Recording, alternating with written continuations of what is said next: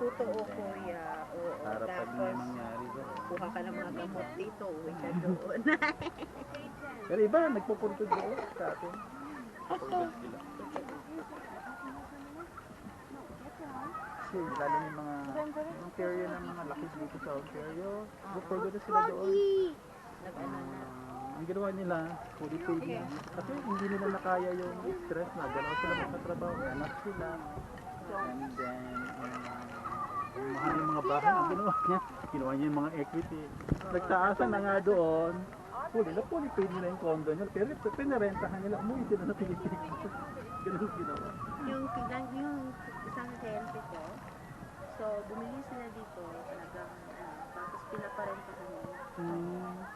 So ngayon, property, ano nila, rental income nila.